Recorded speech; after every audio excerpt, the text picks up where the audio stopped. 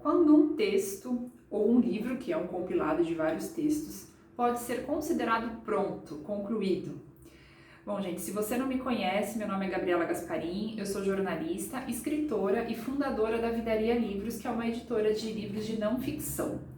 E neste vídeo eu vou explicar, eu vou falar um pouquinho sobre essa arte de saber colocar um ponto final nos nossos textos e, enfim, compartilhar a nossa história com os leitores. Vamos lá. Aproveito antes de mais nada para te pedir, se você já puder, seguir aqui o nosso canal, entrar lá no nosso Instagram, Vidaria Livros, e também acompanhar as nossas publicações. Me ajuda muito a divulgar o conteúdo para mais pessoas. E também, se você gostar desse vídeo, dá um like aí no final para dar uma ajudadinha e fazer com que esse vídeo se torne mais disponível aí no YouTube. Bom, gente, então vamos lá. Quando um texto é considerado pronto?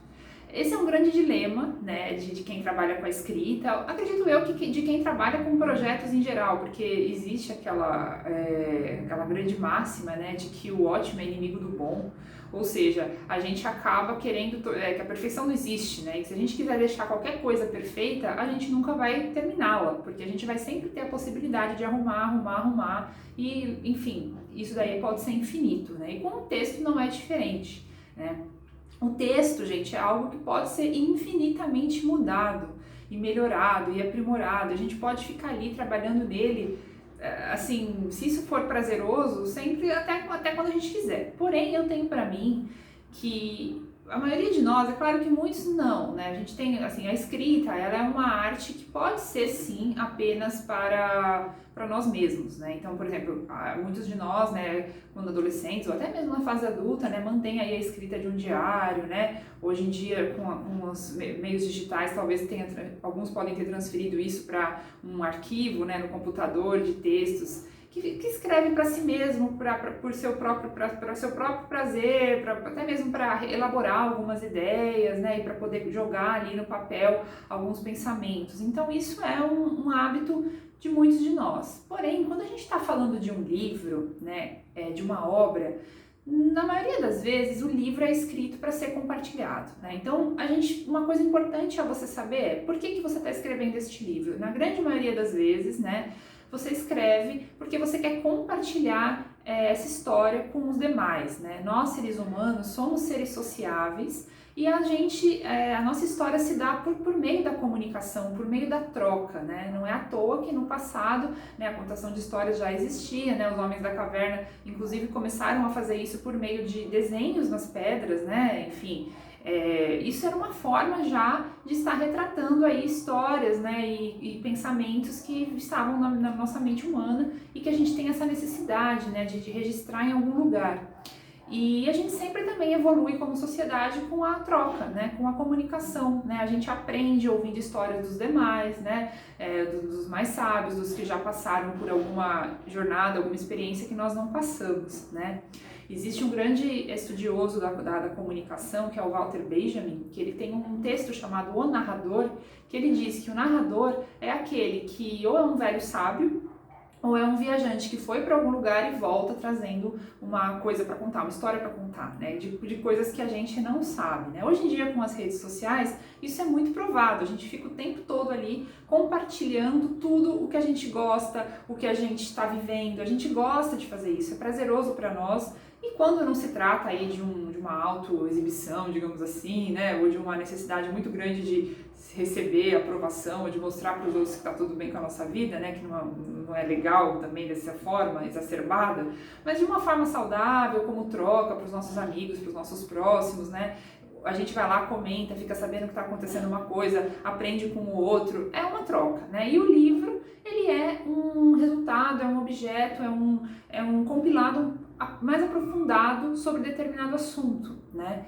E muitas pessoas que procuram a Vidaria Livros, por exemplo, para escrever as suas histórias, são inclusive especialistas ou pessoas que passaram por ter um grande aprendizado ou uma sabedoria de algum campo, né, de alguma área de atuação ou uma história que chegam até nós querendo falam como que elas falam. Eu tenho essa experiência, eu sei de determinado assunto ou eu vivi determinada história e eu quero compartilhar isso com as pessoas porque eu acho que eu posso ajudar as pessoas, eu acho que eu posso inspirar as pessoas com a minha história, com o meu aprendizado. Então, gente, partindo desse pressuposto, a gente compreende que o texto, né, o livro, ele, na grande maioria dos casos, ele serve para ser compartilhado, para ser lido por outras pessoas. Então, se a gente isso é um grande fator, é um grande estimulante, né, nos estimula a decidir, então, chegar uma hora de colocar o ponto final e compartilhar a nossa história com os demais, né? Isso pode nos ajudar quando a gente estiver ali há muito tempo indeciso, inseguro. Mas será que eu começo por aqui? Será que eu vou por ali? Será que isso aqui tá bom? Será que tá perfeito? Gente, perfeito nunca vai estar, né? Então, aqui eu vou falar então agora algumas orientações sobre como que você pode ir desbloqueando um pouco essa sua necessidade de perfeição e de como que você pode ir entendendo que o seu texto chega uma hora que ele precisa ser concluído e entregue, né? Por exemplo, eu tenho formação em jornalismo, eu trabalhei muitos anos em redações de jornais impressos e em sites noticiosos.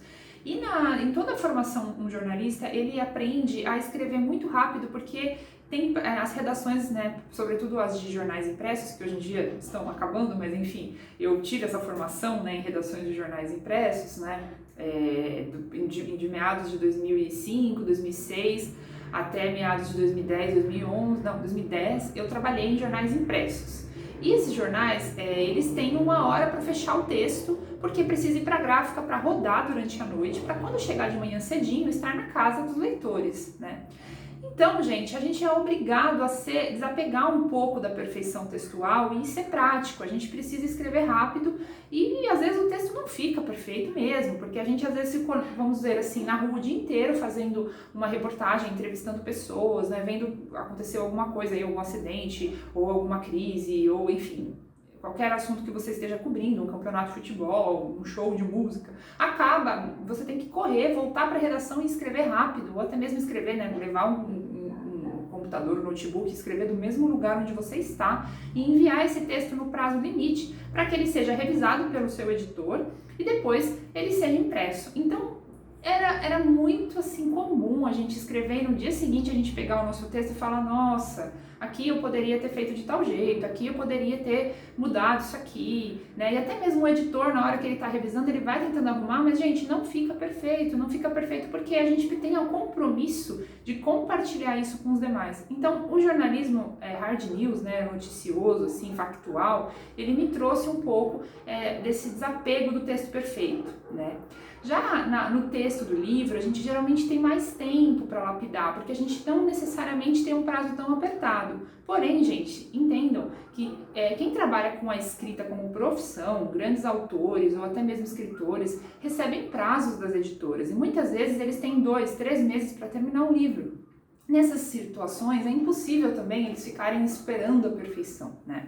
Então, a gente precisa mesmo ser um pouco mais prático, se organizar, né? Fazer um cronograma e se propor a escrever, porque a gente não tem outra opção, porque a gente trabalha com isso, a gente precisa, né, de ter esse prazo.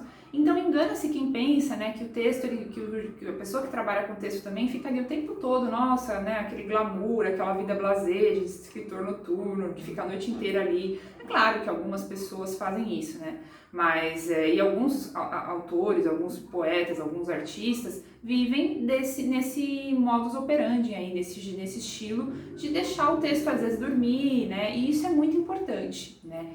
O que eu tô querendo falar nesse vídeo é mais para aquelas pessoas que estão travadas porque elas fazem isso em excesso e acabam não conseguindo decidir colocar um ponto final. Geralmente isso tem muito a ver com uma certa insegurança, um medo da crítica, do que os outros vão falar. Então, para desbloquear isso, eu sugiro que você mande o seu texto para que alguma pessoa de confiança leia. Quando você considerar que ele já está mais ou menos ok, que você já fez as alterações que você considera bacanas, né? Então, você manda ele para uma pessoa ler. Vai desbloqueando esse medo, né, da crítica, né? Vai deixando com que as pessoas retornem e aceite esse feedback sem muito estresse também.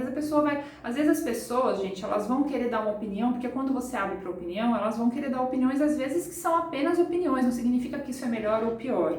Mas você recebe, veja se faz sentido ou não, faz a mudança se você achar que é necessário, né? Mas faz isso com umas 2 ou 3 pessoas. Depois que você percebeu que o retorno já foi positivo, que elas gostaram, que entenderam, que a comunicação foi feita, que a troca foi feita, se você estiver satisfeito, decida colocar o ponto final, porque eu acho que mais do que fazer uma grande, porque às vezes você tá querendo ali, né, se vai ter momentos de prazer maravilhoso ali construindo grandes frases e elaborando muito, e maravilha. Porém, gente, para que adianta se isso não for compartilhado, né? Se essa troca não for feita? Então, meu recadinho é sobre esse assunto, né? Se você gostou, dá um like aí no vídeo e se você tiver alguma dúvida, alguma questão, pode colocar aqui nos comentários, tá bom? E a gente se fala no próximo vídeo. Obrigada!